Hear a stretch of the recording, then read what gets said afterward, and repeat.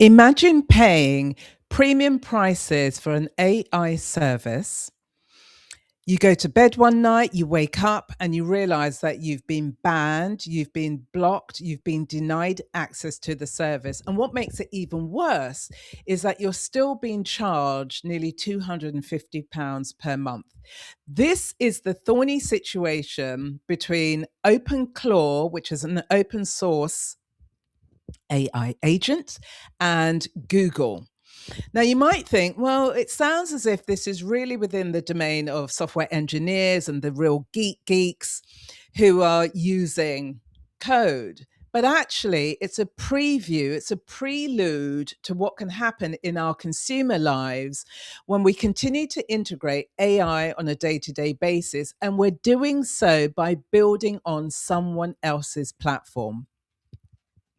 Particularly if you're somebody who is over 50 and you're looking to build an AI, not even an AI, an Encore business, but you're going to be relying on tools. This could be something that you should be paying attention to.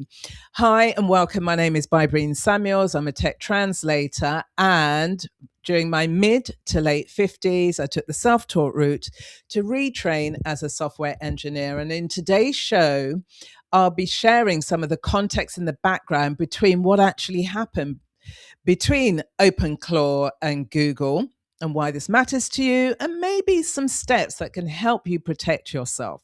So the context is that OpenClaw is an AI agent. And as such, developers were using this AI agent and they were accessing a paid premium service of Google called anti-gravity. And so they were augmenting this AI agent onto a paid premium service called anti-gravity, which is owned by Google. Now, you might be thinking, well, what's the problem with that? When we buy premium subscriptions or even low ticket or low price subscriptions, when we enter into contract with these large language models, the companies that build them, we're entering as humans and we are granted access to use this service. Sometimes it's very limited, sometimes it's unlimited, depending on how much you pay. And so the problem here is that this third party AI agent is automated.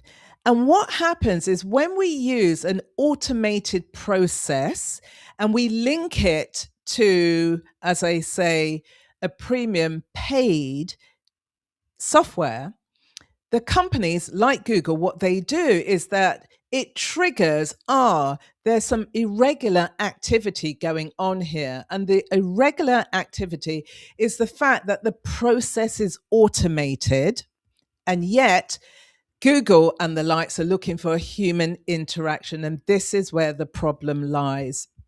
This is where the clash is.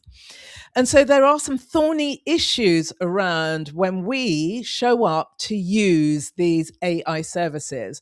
Now, in the first iteration of AI from 2022 to about 2025, it's very much the chat. We prompt it and it gives us answers. But even over the last 2 years or so, 2 years, 18 months, have you noticed that even though we are prompting, there are limitations, there are shifts, there's not so much accuracy, there's still too much inaccuracy in some of the answers that are given. But we're actually in a transition period when it comes to AI, because AI chat is still there, but with AI agents, we're moving from chat to action, and the action is an automated process. So the thorny issue, the first one is the fact that you pay to use a service like anti-gravity by Google.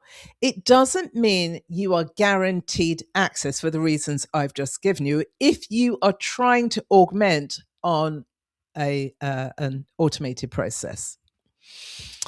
What made the situation worse for these developers, and it ties into the second thorny issue, which is about support confusion, because not only were they locked out, They were still being charged nearly £250 per month to use this service. And what made it even worse was that they couldn't find somebody to resolve their problem because customer care is automated. Customer services are automated. So we've got chatbot to chatbot, but we as the humans are still using the services, but we're now dealing with a chatbot. That was the problem in this situation with these developers who were trying to get a solution from Google. And it didn't matter what department they went to, none of them took responsibility for owning the accountability of what happened in this situation. So there's support confusion. When we sign up, what are we signing up for? We're thinking we've got access to this service. And at the same time, if there's a problem, there's going to be somebody on the phone we can call. Well, we all know how much of our lives are being automated. The third one is around subscription and the credentials of the subscription that you actually buy into. OpenClaw is an open source model, which means that it's free for everybody to use, and we can shape the code and we can make additions to it. But when we are dealing with companies who build out these large language models like Google, like Anthropic, like Microsoft, OpenAI, etc., the subscriptions tied to us as humans. They are not tied to APIs that allow you to build on top of their platforms. And when you do build on top of their platforms, it's in an automated process. The fourth problem was really around Google's zero tolerance in terms of how they treated these developers. And so it's a case of zero tolerance versus could they have implemented softer options? Possibly they could have done. They could have maybe put a restriction. They could have notified them, if you do this again, then here are some sanctions. Or they could have said what you need to do, given you want to run an automated service using an AI agent, which means that you need to pay as you go service for when you are using an AI agent. Because what AI agents are essentially are AI employees. Just imagine an employee has a job to do, they know what to do, and so they just go off and they implement and then they produce an outcome. That's exactly the same thing that AI agents do. They're just told what to do or given a list of what to do, and then they go off and they find the most convenient way, they find the easiest way to get in there, work out what to do, and then deliver an outcome. So when we are signing up, we have to understand this distinction between zero tolerance, because what happens is that when an automated process is connected to an unlimited human access, then it gets flagged. And companies like Google, what they're doing is that they are policing their boundaries. What they're feeling and seeing and sensing is that those who use an AI agent are crossing their boundaries, and then they could be penalized quite heavily, as it was in the case with these developers. And then the fifth thorny area are that AI agents are really powerful.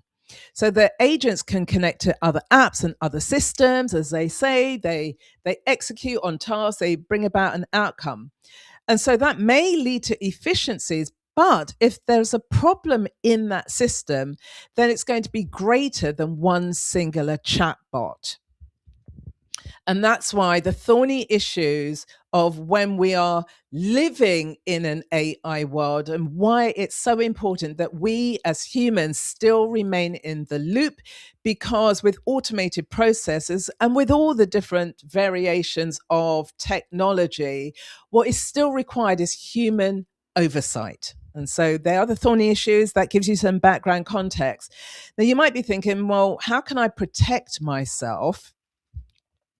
And why should I protect myself? Well, the reason why you should protect yourself is really because the context and the information I've just shared with you isn't just limited to the world of developers. What it is a prelude into, because as AI continues to evolve, what we're going to see is the evolution of consumer AI. And consumer AI could be, you have an email agent, you have a calendar scheduler, you have a travel agent booker.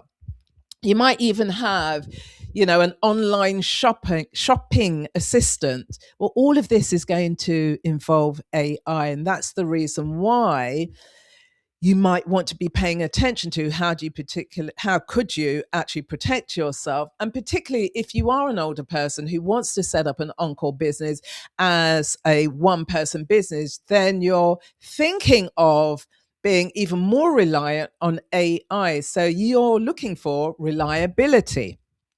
So how could you protect yourself? One of the things is not to use your primary email address.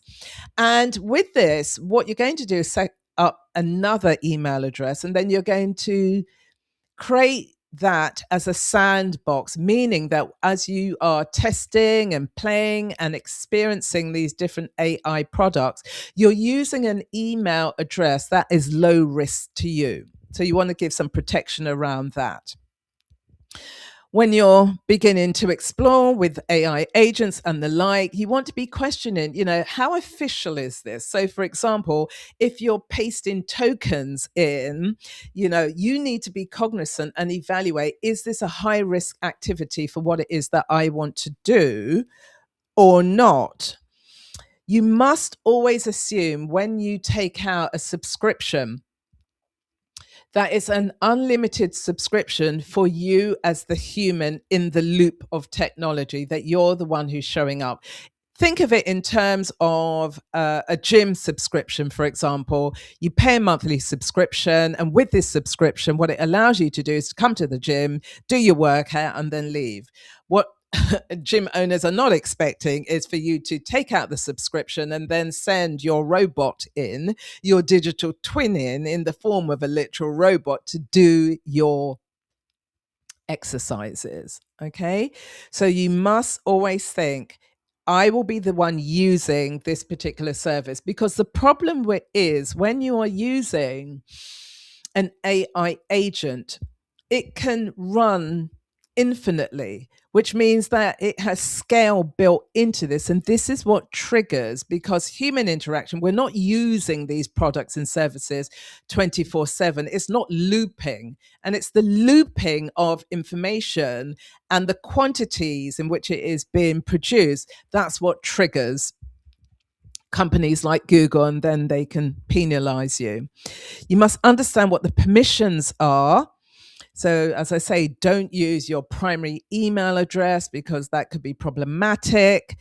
And then think about every time you want to be using these AI models, and if anything happens, if you're locked out of the system, what is going to be your backup plan? Always think about what is going to be your backup plan. And hence why, as I suggested, what you should be doing is setting up an alternative email address that is very low risk to you. So I'd really love to hear if you're somebody between 50 and 70 who is looking to utilize AI and other tech products more so that you can future proof your life. And if you are thinking of setting up a one person Encore business and you were looking to rely on AI, what does this information mean for you? I'd love to hear. Let's get into a dialogue around all of this. If you equally know somebody between 50 and 70 who's looking to future proof their life, then bring them over here to Tech Savvy Encore Academy. Please like and subscribe to my channel. Share this information with others. Leave your comment in the comment box below, and I will see you again on the next show. Stay well. See you later.